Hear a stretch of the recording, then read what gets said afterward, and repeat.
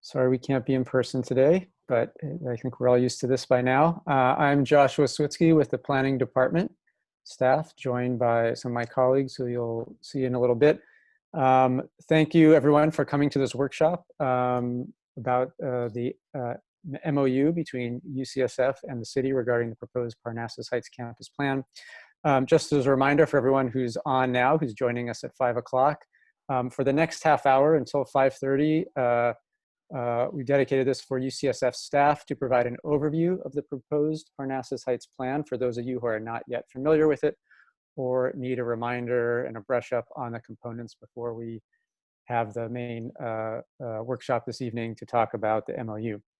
And so when this sort of primer session with UCSF staff concludes at 5:30, Sheila and I will jump back on and we'll kick off the main event for this evening. So thanks again for coming. And with that, I will hand it over to Francesca Vega of UCSF staff. Francesca. Thank you, Josh, and welcome everyone. Thank you for your time this evening for this very important discussion.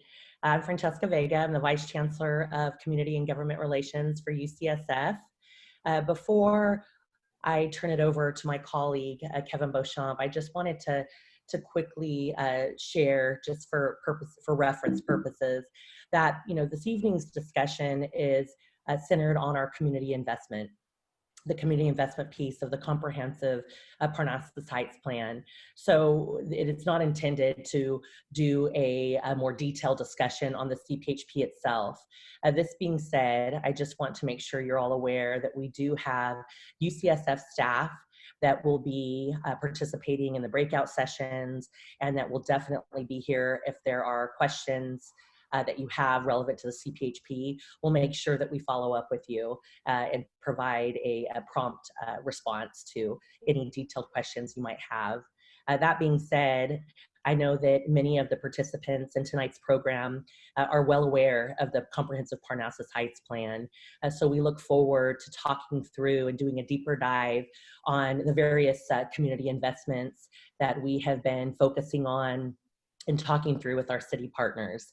I want to take this opportunity to acknowledge our city partners, including our Board of Supervisors that have really made this all happen. Tonight's discussion. We will be having a second discussion in the months to come, which again, we're looking forward to. So I will now turn it over to my colleague, Kevin Beauchamp, who is Executive Director of Physical Planning with UCSF. Thank you. Thanks, Francesca. Hello, everyone. Nice to see everyone virtually this evening. I know some of you may have already seen some of this material before, so I plan to just go through the highlights of UCSF's comprehensive Parnassus Heights plan pretty quickly, and also as a refresher for folks who may have attended some of our meetings in the past. But before I do that, I just wanted to start by acknowledging that we have already prepared a draft environmental impact report on the comprehensive Parnassus Heights plan, or CPHP, which was released earlier this summer. And that comment period has closed, but we are busily working on responding to the comments, preparing written responses, which we anticipate will be released in early 2021. So having said that, I just wanted to note that comments shared by you all this evening are separate from the CPHP EIR process and will not be responded to in the final EIR, but nonetheless, we are interested in hearing your thoughts on the plan generally in the course of this evening's discussion. Next slide. So I think most folks are aware that UCSF is one of 10 University of California campuses and the only one focused exclusively on health. Parnassus Heights is one of UCSF's 4 main campus sites, the others being at Mission Bay and Mount Zion and Children's Hospital in Oakland. But Parnassus Heights is the original campus of UCSF, and we've been there for 122 years. Over the course of the past 25 years, we've spent a lot of attention and investment developing our Mission Bay campus. And I think it's fair to say that Parnassus Heights has lagged somewhat behind in the level of attention that we've placed there. And this has resulted in aging buildings and infrastructure. Some of our buildings at Parnassus Heights are not up to current regulatory requirements, including one of our 2 hospital buildings, which will not meet our current seismic codes for inpatient facilities by 2030. So that's something that needs to be addressed. We also have a lot of overcrowding that happens on campus, and just the lack of quality spaces to conduct the clinical research and education that we do there. And so for those reasons, we've identified the major need for renewal at Parnassus Heights to bring it up to the level of the Mission Bay campus and other UCSF facilities. And to that end, we have prepared the comprehensive Parnassus Heights plan to address these needs. Next slide. So we began this process in 2018, thinking through what are the aspirations of the plan, both for the UCSF internal community as well as for our neighbors through joint dialogues, and came up with 6 fundamental ideas which form the foundation of the plan. And moving clockwise, starting with the upper right, we've identified park to peak connections as something that's very important to take advantage of the location of the Parnassus Heights campus from the park, as in Golden Gate Park, up to the peak or the summit of Mount Sutro. And so I'll be speaking a little bit more about that in some of the subsequent slides. We want to make sure that we provide open space on the campus itself as a valuable amenity, and by doing so, develop a better campus heart than we currently have. We currently have a location known as Saunders Court, which is pretty much the main campus heart currently, but it's not really recognizable and known to folks. We want to see how can we improve upon that. We want to improve Parnassus Avenue as a campus main street. Right now, it's just pretty much a thoroughfare with tall buildings alongside, and I think we could do more to improve the porosity of that street. We want to emphasize the connections for convergence, where our mission areas of research, clinical care, and education really can all come together for collaboration and social gathering. Really paying more attention to Irving Street as a main interface point with the surrounding community. So how can we make that a better welcoming edge to the campus? And finally, forming complementary districts where it's really clear what activities are happening where, patient care, research, et cetera, and having a much more organized campus. Next slide. So this is the vision that came about through the process. The buildings shown in brown are the current buildings, and what's shown in white are examples of the types of development that we're looking at. And I need to emphasize that this does not represent design or architecture, but they just denote footprints and locations for general types of massing for different buildings. And each of these will go through their own design process over the course of the implementation of the plan, which will span 30 years at least. And each of those design efforts will involve community input along the way. Next slide. So I mentioned briefly the park to peak vision, and what this is taking better advantage of the strategic location of the campus midway between Golden Gate Park and the summit of Mount Sutro to think about how can this really be a better part of the open space network of the city. And a main part of this is how can we make the campus a little bit more porous so that people can travel through the campus and access the trail system in Mount Sutro a little bit better. And that involves not just making better connection points through the campus and making it more permeable to the public, but also bringing some of the trailheads to the trail system down to Parnassus Avenue itself. So it's much easier to figure out how you might get into the trails. Next slide. And it's not just about connecting the campus to Golden Gate Park and Mount Sutro, but also improving the amount and usability of open space on the campus itself. And so to that end, the plan envisions a new network of significant new campus open spaces that are open to the public, including Mulberry Terrace, which is shown at the top of the image here. That currently is a parking deck of the Mulberry parking garage. And the idea is to replace parking for cars with a green area that will provide a wonderful overlook to San Francisco with views that reach out to the Golden Gate Bridge. And also the promenade radiating off of Saunders Court on the opposite side of Parnassus Avenue. That will be a long east-west promenade that will provide great views out to the Pacific Ocean as well as the Sunset District. Next slide. Part of this, as I mentioned, is also to think very critically about Parnassus Avenue and how can we improve the functionality and the usability and experience of that street by thinking about maybe being better about street furniture, including benches and bicycle racks, as well as landscaping, introducing better lighting and wayfinding so that folks can navigate through the campus a little bit better. And also thinking about safety and better organizing the way vehicles are separated from pedestrians and shuttles and bicycles and emergency vehicles and the like, through better crosswalks, sidewalk extensions to shorten crossing distances, and things that are really happening citywide in the attempts to bring better safety and usability to streets. You can also see in this image in the background, there's a bridge. And so one of the proposals that we have is the idea of a possible bridge to connect the hospitals, which are on the south side of Parnassus Avenue, with the outpatient clinic, which are on the opposite side of Parnassus Avenue, so that it's easier and safer for patients to get from the inpatient and the outpatient environments. And as this would be a feature over a public right-of-way, that would need approval from the city itself. Next slide. Also want to be very attentive to thinking about how the campus can knit better into the fabric of the surrounding street grid. And so one of the things that is proposed is the restoration of 4th Avenue, which is shown here as the 4th Avenue. That was actually a street that extended through the campus until the 1970s and was closed with the construction of the dental clinics building that's currently in that location. But the idea is once the dental clinics are relocated, to restore 4th Avenue, and that will then help to support the buildings that are proposed in this area of campus, many of which would be housing buildings to support more housing on campus, and again, to better relate the campus environment to the surrounding street grid. And in the diagram on the right, you can see, as I mentioned before, one of the ideas of bringing the trailheads down to the level of Parnassus Avenue. So this could be an area where you could actually visually see up into Mount Sutro, and there would be a path that would actually take you first up to the level of the promenade, the new open space that I spoke of, which would then connect into the trail system of Mount Sutro.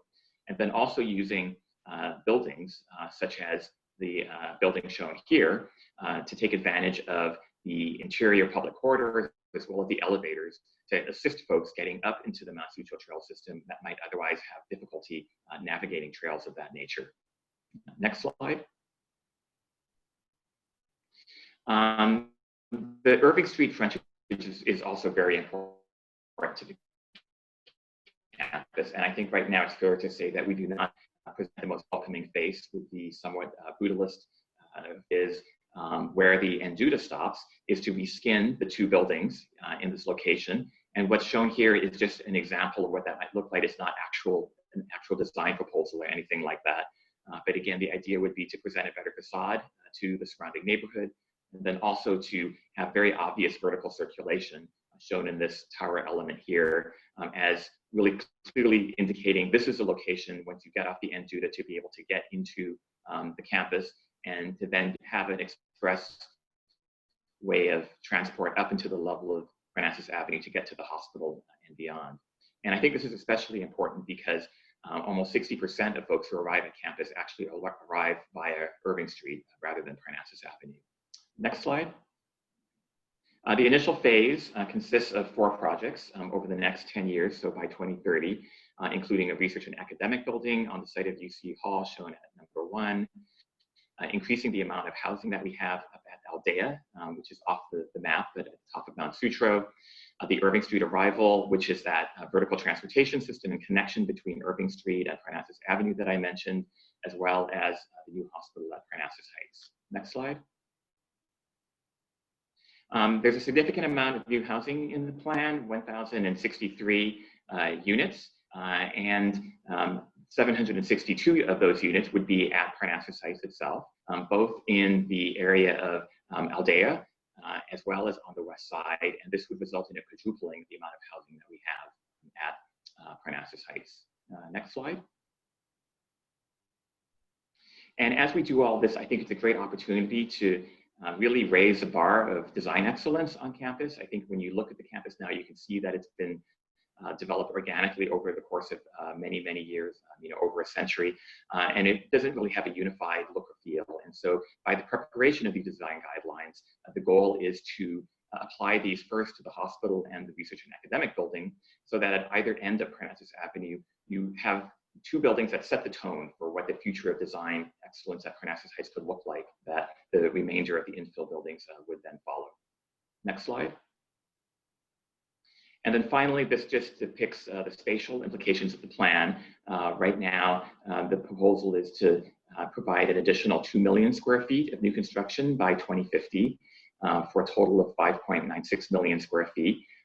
You may be aware that there is currently a Regents policy known as a space ceiling that limits non-residential development at Parnassus sites, so all development except for housing, to 3.55 million square feet. And the proposal is to bring that to the Board of Regents to approve an amendment to the space ceiling to increase that amount by 1.5 million square feet to account for the proposed new development that is non-residential in nature. So with that quick overview, I'll now turn it over to Elizabeth Pollock to describe the plans for the new hospital. Great, thank you, Kevin. Next slide, please. So as you saw on the previous slide, the new hospital is on the current site of the Langley Porter Psychiatric Institute, which will be relocated to the Mount Zion campus and the ambulatory clinics to 2130 3rd Street.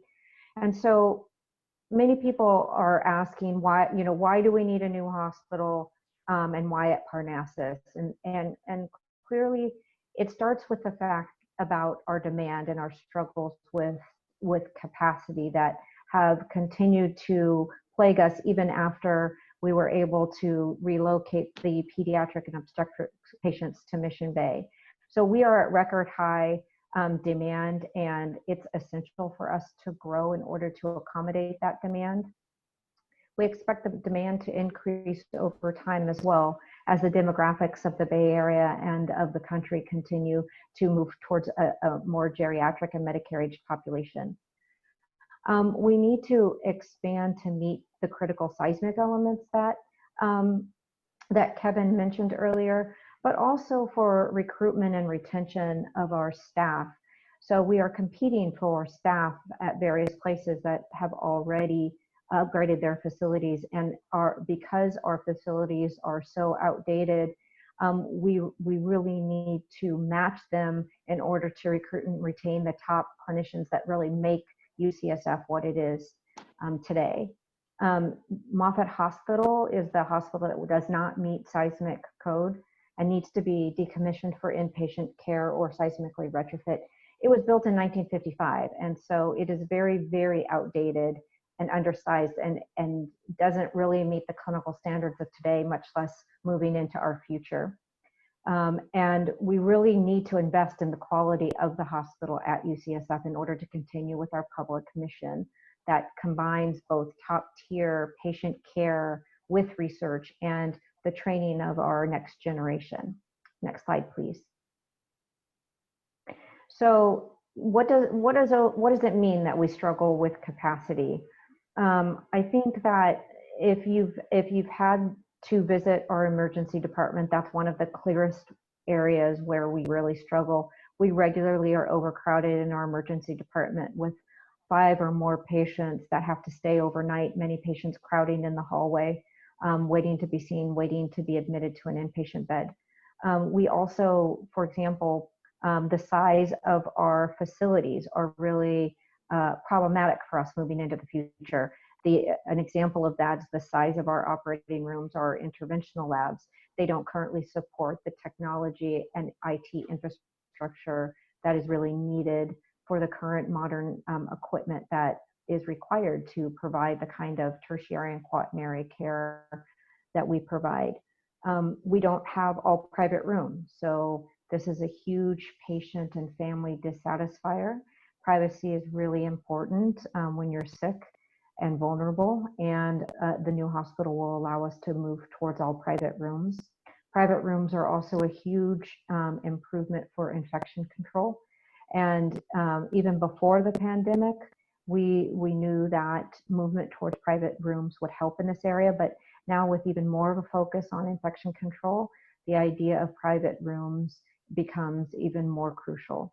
And then just all of the supporting space, not just the operating rooms or the emergency department, but imaging and sterile processing and pharmacy and the patient care units, they all need more space based on the current codes and the current way that medical care is delivered. Next slide. And so in order to meet all of those demands, we're moving from approximately 475 beds at the Parnassus campus to 42% increase in beds to 665 on the Parnassus campus by 2030. Next slide. I'm going to turn it over now to Stuart Ekblad, and he's going to take us through the next couple of slides. So good evening. So I'm going to just talk a little bit about what are we trying, not just to create. We are trying to create a hospital, but we have much, I would say, much greater goals about what is this hospital in terms of what can it really be. Of course, it'll be a building, and I do want to go back to a statement that Kevin made earlier on when you saw some models or some images of what might look like the hospital. Those, in fact, are not. Those are some early studies which are not part of the design process at all.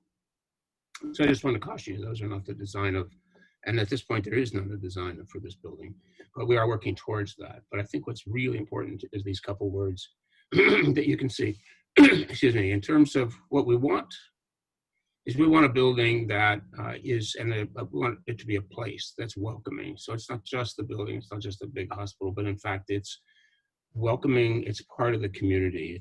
It respects the needs of the community, it respects our neighbors. We want to create something that's very inviting, meaning we want people to come into this building, not just because you're sick, but to come in, for example, to even, to go through the building and really communicate with Mount Sutro. So this is very important to us as we move forward with the actual design process of this. And it's also very exciting. We now have the architect on board, which is Herzog de Meuron, which is the lead designer. And for those of you that are familiar with the De Young Museum, Herzog de Meuron, in fact, designed that building. We also have a partner, HDR, which is a firm in the United States, which does significant amount of healthcare projects. So this team is now on board and starting to look at some of the programmatic needs that the building needs to be, some of those things that Elizabeth just described. So we just wanted to bring that up in terms of we have very high aspirations of what we're trying to accomplish in terms of the whole healing habitat. Next slide, please. So very briefly, I'm just going to go over the schedule so you get some idea of what the steps are and what the timelines are. So the first is the visioning, and that's what we have an organization we've hired, Brand Bureau, which is helping us to understand and create the inspiration of a healing habitat. That work is now completed, and we've moved into the master planning, which the master planning in essence is, so what are the spaces that we need to provide that healthcare that Elizabeth just talked about in terms of the square footages that we need, the rooms that we need, and how do we start to think about putting those together into a form, not a building, but basically some kind of diagram, some kind of stacking arrangement to see how we can actually accomplish this space program. We and basically at the beginning of, it's really the end of this year, the beginning of next year, we will actually start the formal design process. So as of now, as I said, we haven't actually created a design at this point, but there will be a formal, and you can see we are allocating about 2 years to actually design this building, in which we'll go through a process, certainly with the community and others as we move forward. You may recall in the earlier work what Kevin showed, is we plan on building this building where the existing LPPI building exists now. So we do have to create that space by moving LPPI that to Mount Zion, and that creates basically a vacant area that we can create the site for this hospital. Construction will actually be, you can see it's about a 5, almost maybe even a 6-year process, depending on just how we design the building. But construction will start in 2023. And then there's actually a long process after that in order to do all the testing and the commissioning so that we can license the building and move in. So in fact, now we can start to meet those patient needs that Elizabeth has, basically has outlined. And and then of course, the grand opening of 2030, which really actually coincides with our seismic requirement. The state requires us to replace our Moffitt building and provide inpatient care in a different setting by 2013 in order to be seismically compliant. After that, there is some remodeling of other Moffitt and Long buildings, but that particular scope is still being worked out. So that's a very quick, but we wanted to give you some sense of, this is a 10-year project, and we are now just starting the actual design of that building, meaning in the beginning of the next year. So with that, I'm going to turn it over to Elizabeth. Francesca, I think. I apologize. I know you probably want to take this on, but I'll just real quickly provide an overview of our community engagement piece for you all. I want to be respectful of time, and I know that we have a tight agenda today. So just real quickly, here's the snapshot of what the last 2 years have looked like, including our community meetings, our surveys that we've collected, which I want to thank all of you that are participating tonight that have participated in our surveys. The surveys have been extremely helpful. We've done 2 as a part of this process, with our most recent one this past August. And our listserv, our member listserv has grown, which helps us make sure that the community is aware of meetings, updates relevant to the project, and also has the accessibility to the team if there's questions or concerns. Next slide, please. So again, the last 2 years, we've had several different phases of the process. We kicked off with a survey that was distributed in Spanish and English and Chinese, and that was a way to capture the thoughts around amenities, around challenges and opportunities from the community on Parnassus Heights. From there, we launched our CPHP work group, which was a 21-member vehicle for community members to come together, where again, we could talk through what the vision of Parnassus Heights was. At the end of that first phase of the process, we put together a community ideas report, which was truly the first step in doing a deeper dive on what kind of amenities, again, and what kind of needs the community had. Our next phase was bringing together a committee on the future of Parnassus Heights, which we had an extremely sophisticated group that has been very helpful, has a long-term relationship with San Francisco and with UCSF. So for me, it was very helpful to work with that group and do a deeper dive on specific policy areas: mobility, transportation, open space, housing being 4 of the critical areas that we did a deeper dive on. After that, and that process ended in June, we embarked on the environmental process, which again, many of you participated in the community scoping meeting that we had and submitted comments for that process, which has been helpful. During the last couple months, we have been having these discussions with the city and focusing on community investments. So that's why we're here today. But I do want to just highlight that during our second process, where we had our Committee on the Future of Parnassus Heights engaging with us on a monthly basis, from that experience and from that process, we were able to put together 25 potential community investments. So again, that was a great foundation for the discussion that we're having, the discussions, I should say, we're having with our city partners, and the basis for this evening's engagement opportunity. Next slide, please. This is a snapshot of some of the key supporters and endorsements that we've received for this project. I am proud of the cross-section, the diverse cross-section of supporters. We do have the chamber as well as the ethnic chambers. We have secured the Chinese Chamber of Commerce, the Hispanic Chamber of Commerce, as well as your kind of very key stakeholder organizations such as SPUR and the Bay Area Council. We also, as you might imagine, are doing a lot of engagement, and there's very specific interest from our colleagues that are involved in various trade and professional organizations relevant to healthcare. So the San Francisco Marin Medical Society is one of those supporters that we presented to and have worked with early on in this process. And I think this is important because you will hear again and again how complex this project is. It's a 30-year project. It has tentacles in every policy area. I truly feel that every issue that we're dealing with today with this triple pandemic that we're all trying to survive in, there is a touch point with the work that UCSF is doing. So I think that's important as we move forward in continuing to be inclusive with various organizations. Next slide. So this captures, again, where we've come with our community investment discussions. Again, public realm, connectivity to nature, mobility, and housing being the key components here. No surprises, and I know that there's a lot of interest and questions regarding our work around housing. So looking forward to hearing the feedback from you all this evening, since that is definitely a space where the city and UCSF were dealing with mutual challenges. And I think that's where we definitely have had our work cut out for us.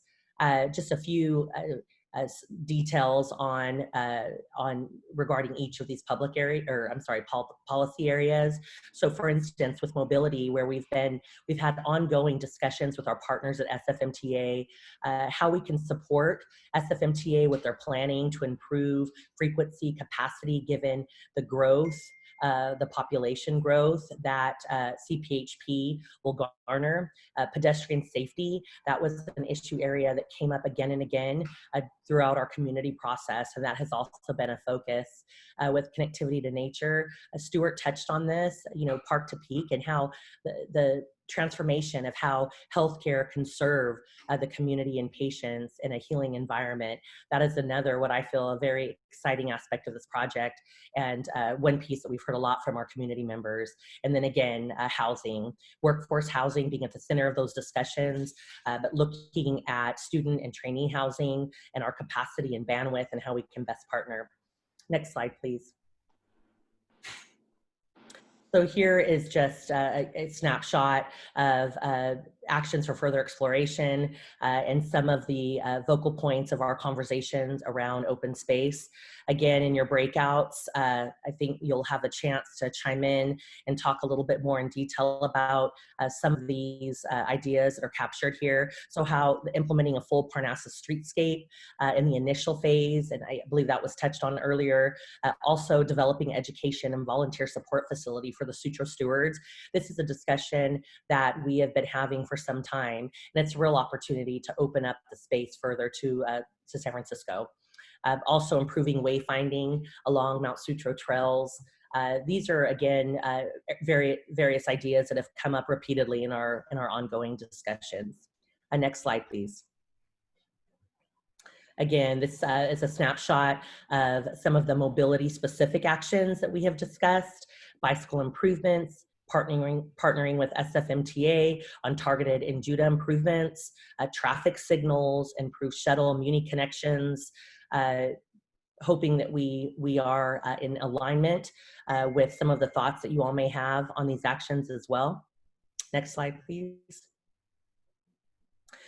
And a snapshot on our housing actions. So in addition to the 762 housing units to be built over the lifespan of CPHP, we've identified other areas where we're exploring and having deeper dive discussions with the city, so internally and externally. Again, this is a challenge for all of us, but I think this is where the most significant critical lift is happening, needs to occur.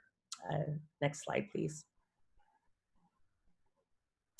And this is for further information that might be helpful. If you visit us at ucsf.edu/CPHP, all of the information that you've heard this evening, I know we've had to move through this fairly quickly, but you can find information at our website, and of course, contact information for my team and my colleagues that you heard from. We're willing to answer any questions that you may have. We realize the complexity of the information, and also that many of our participants this evening have very specific pieces to this discussion they may be interested in. And that is all. That completes our informational. So thank you, and I'll pass it back over to Josh. All right, thank you very much, Francesca, and all our colleagues at UCSF. Sheila, did you want to say anything before? No, we can start up our slide deck. So we're going to make a transition now. That first piece was led by UCSF to provide background for those who wanted it about the plan itself. Now we'll transition into discussing the MOU. So we'd like to do a quick few introductions, and then we'll talk about what is an MOU, and then we'll have plenty of time for some breakout groups as well. And Rich, did you want to say a few introductory words while Josh gets our slides ready? Well, thank you all for being here. My name is Rich Hillis. I work for the city as the director of the planning department. I'm also a longtime resident of the neighborhoods that are adjacent to UCSF, so know the campus well. One, I understand we're pulling many of you from tonight's debate, so thank you for choosing this meeting. Hopefully you've taped it. We promise you that was scheduled after us scheduling this. So thank you for being here. And as many of you know, we've got somewhat of a unique process in relationship with UCSF in their plans. Sorry, that's my dog. For expanding and improving their campus. Normally the city, through the Board of Supervisors and the Planning Commission, have a much bigger role in approving projects of this scope. But because of UCSF's status as a state agency, they have independent authority for entitling and approving their campus plans. Nonetheless, city staff have been engaged in following UCSF's Parnassus planning for the past couple of years. Thank you to the urging of Mayor Breed, as well as Supervisors Yee and Preston, as well as the cooperation of UCSF, as well as the urging of many of you here tonight. We're now working with UCSF on negotiating an MOU, a memorandum of understanding, to address impacts of their proposed campus growth. Notably, as discussed, the demands for housing and affordable housing for their workforce, staff, and faculty, the impacts and demands on our transportation system, open space needs, and how the design of the campus knits into the adjacent neighborhoods. I think we all recognize UCSF's need to upgrade and modernize their facilities, as well as the benefits they provide the city in the important institution that they are in the city, especially now during this pandemic. But at the same time, the plan represents a substantial increase to their existing population at Parnassus and the development at Parnassus. And we recognize that the growth has impacts beyond the campus boundaries. So we're optimistic that we can work with you all and UCSF to develop a community benefits package that can mitigate and ameliorate the impacts through commitments in an MOU. So again, thank you for being here and spending your evening with us. We want to hear from you and the issues and ideas that you prioritize and want to see included in this MOU. So thank you, and I'll turn it back over to Sheila. Thank you, Rich. Josh, will you start the presentation? You share that. Yeah, We'll sure. go over our meeting goals to start. I do want to let everyone know that we are recording this. We want to make it available afterwards. We'll do our best to record the breakout sessions as well.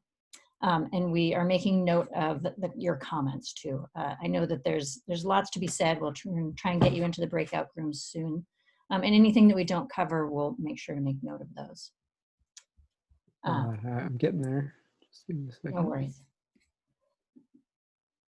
So really what our goals for this meeting are to describe what an MOU are between the city and UCSF, and to help, we want your help in identifying what the community priorities are for that MOU.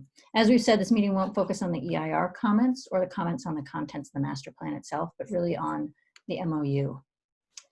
And actually, while Josh is getting that ready, I will go ahead and turn it over. We have staff from Norman Yee's office and from Dean Preston's office, and I'd like to give them just a few minutes to talk about what this plan means for those districts.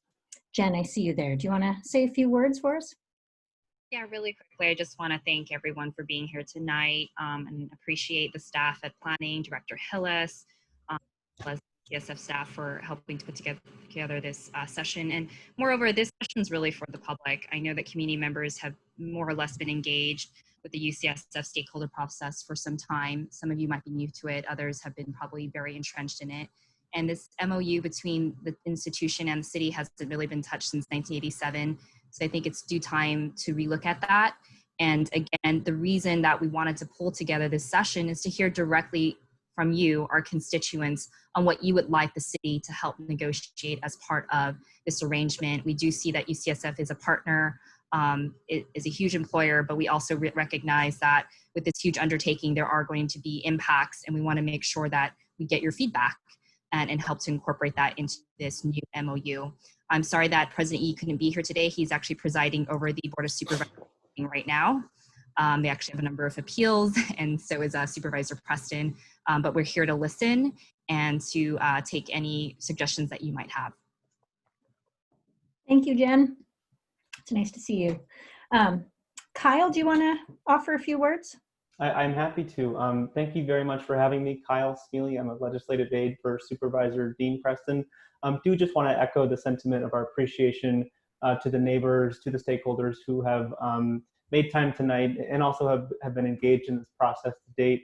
I think we all recognize this is a significant proposal for the folks in District 5, for our neighbors in District 7, and really throughout the whole city. So we do think that engagement in meetings like this is the best way to get to the best possible proposal for Parnassus. So again, just appreciate the time at the planning department, that UCSF, and really everyone has put in on this, and we look forward to continuing this work together. Thank you. Thank you, Kyle. I just want to note that we're going to, once we go through here we go, back to our agenda. So our meeting goals, really to talk about the MOU and to get your feedback on them. We've done some introductions. I want to give you an overview of the other city staff and other agencies that are part of this whole MOU process and that are represented here in the room this evening. We have Sarah Jones and Kristen Michael from the SFMTA, Claire Lindsay from the Department of Public Health, Jeff Buckley with the Office of the Mayor, John Lau with our Office of Economic and Workforce Development, and myself and Josh Switsky from the Planning Department. And I know I do want to acknowledge all of your very thoughtful comments here, and we will have some time at the end of the meeting for general public discussion with the broad group, in addition to our breakout rooms that we'll have as well. So Josh, I think you can take it from here and talk about what is an MOU. All right. Good evening, everyone. Can you see that, is that slide up there for everyone? What is an MOU? We got it. Thank you. All right, great. So, so before we launch into the discussion with everyone here tonight on the content of the MOU, and I've already seen some comments in the chat about people's thoughts, we wanted to give you a basic and quick primer into just the concept and the purpose of the MOU to make sure everyone understands the context and the tool before us. So as Planning Director Hillis mentioned a minute ago, UCSF as a state agency is exempt from local land use regulation by the city and county under the state constitution for anything that advances their educational mission. And so the typical ways that the city reviews and regulates and sets expectations and negotiates over development are not really available here. So rather, the city is looking to the MOU as a vehicle to come to mutually agreeable terms and commitments by UCSF to address any concerns that the city as a body has to ensure that both bodies, the city and UCSF, cooperate and harmoniously move forward, addressing issues the best we can. So the city, as mentioned, does have an MOU with UCSF that dates from 1987.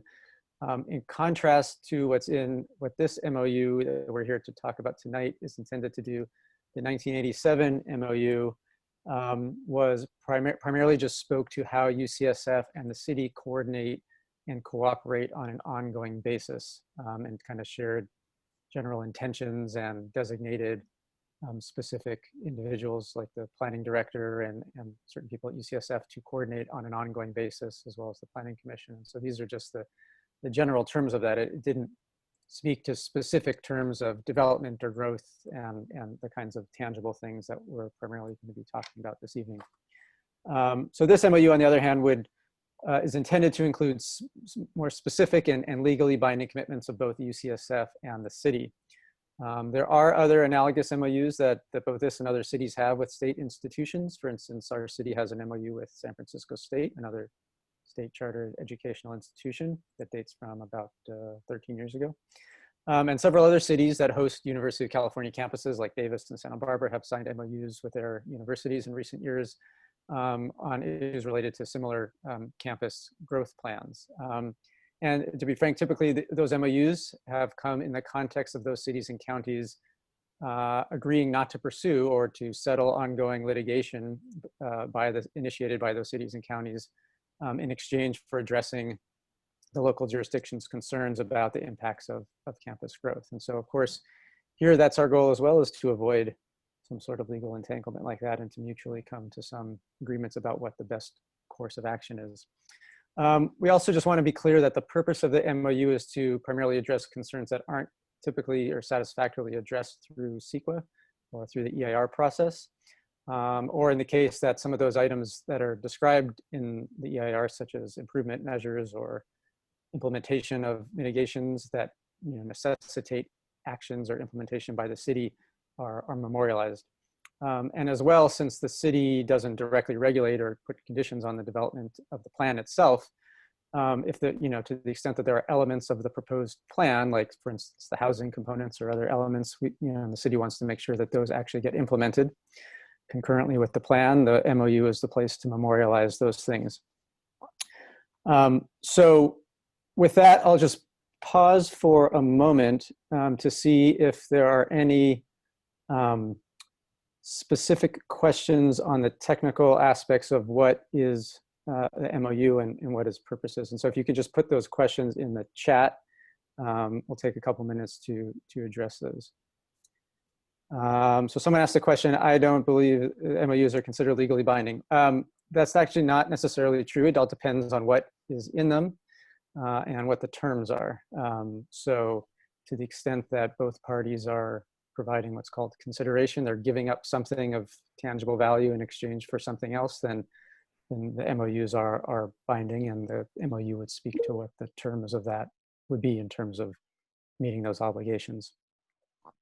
Whereas, for instance, the 1987 MOU, didn't necessarily have terms of that nature. Neither party was really giving something up and agreeing to something else in exchange. So this is a little bit of a different animal. This one will be drafted with binding language.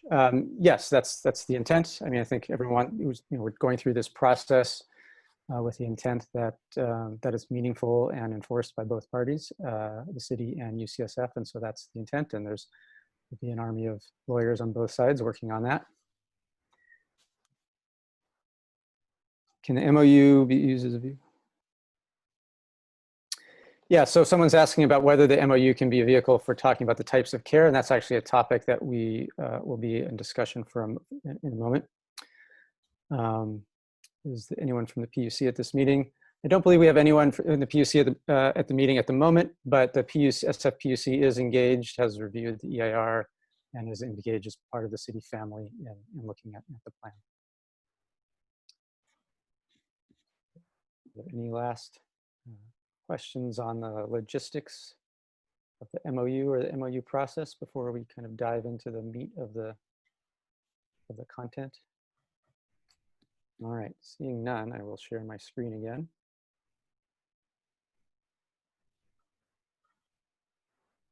All right.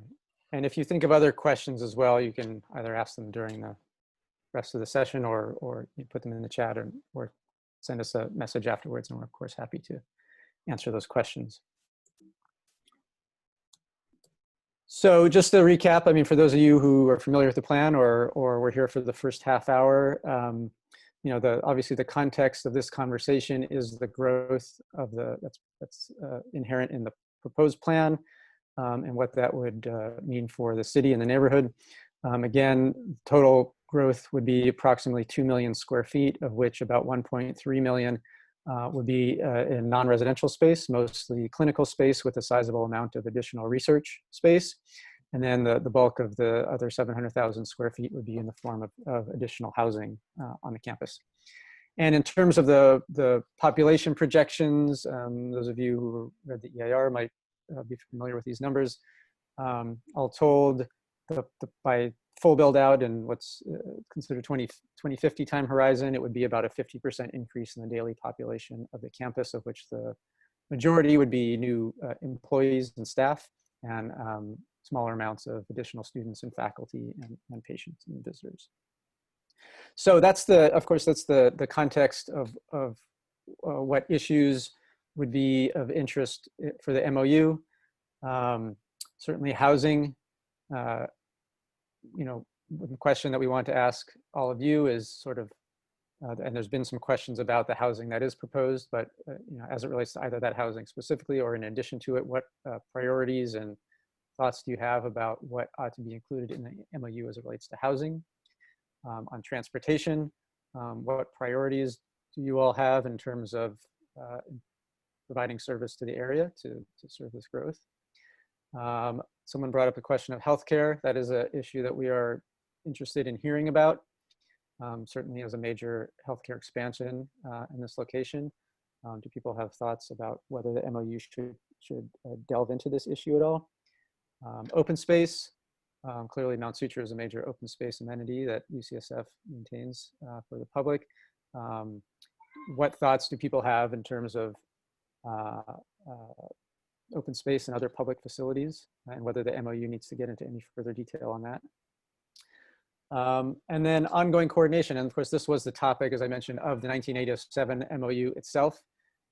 And we would look to update the 1987 MOU and kind of make it more current and talk about how UCSF and the city ought to coordinate and on an ongoing basis. And then if there are other topics that you think ought to be included in the MOU that I didn't just mention, please suggest them and bring them up, and specifically of specific ideas.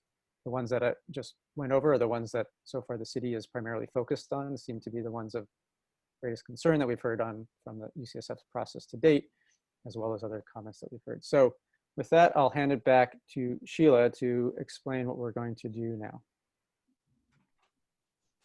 All right, next we're gonna have, we've got about 40 minutes for breakout rooms. I've got everybody divided up. We'll have 4 rooms with about a dozen people. We'll have 1 staff person in each room to moderate and to take notes. We will also do our best to record these so that they are available to those who were not able to make it this evening. And it's really meant to be an open discussion. For ground rules, I just ask that you please respect everybody in the room, that we have a lot of topics to cover, and I know everybody has a lot to say, so please try to make sure that we're giving everyone enough time to speak and take turns. When we're done with the breakout rooms, we will be summoned back to our large room, and we'd like every group to come back with 2 priorities so that we can focus on. We don't want a recap of everything. We'll make sure to grab everything in the notes, but we'd like really the 2 top priorities for each group to come back so that we can highlight those. And I think that's it. Are there any questions about the group breakouts? If not, I will go ahead and open your rooms. Sheila, could you put the slide with the 4 main topics back up on the screen just while we chat so that everybody knows what we're covering? Absolutely. Josh has those. So the big areas of discussion are housing, transportation, healthcare, open space, and then we also want to talk about process going forward. So what would people like to see as far as ongoing coordination between the city and UCSF? And then if there are any other specific topics as well, please feel free to open those up. And for my moderators in each room, you should have, I believe I granted you all ability to record. So when you get into your rooms, go ahead and hit record. Thank you.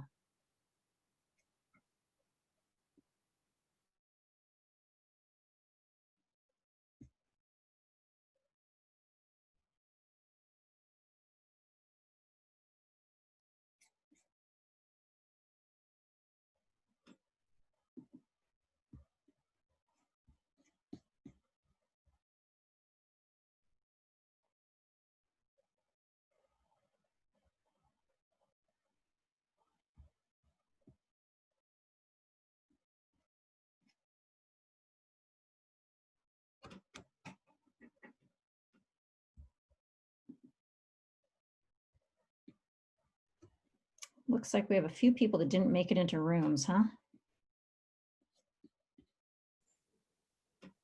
Yeah, I think you have to join a room, press the Oh. button to join it. So maybe some people haven't done that or.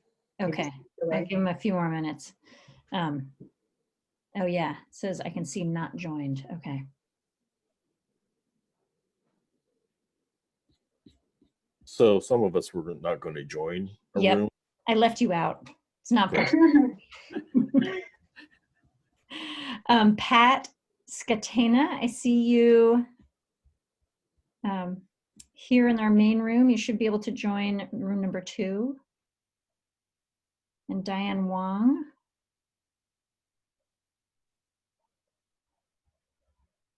And Adam Gottstein also says not joined. Let's see. 1, 2, 4. Sheila Diane's also with UCSF. Oh, okay. And, Oh, okay. I had her. That's fine then. I had a long list of folks, so I will leave her off. So it looks like I've just got a few. Adam Gottstein, is he with UCSF? I believe he's an Edgewood neighbor. Okay.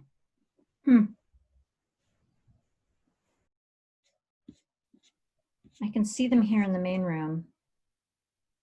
And Laura too. I wonder if some people have dialed in via 2.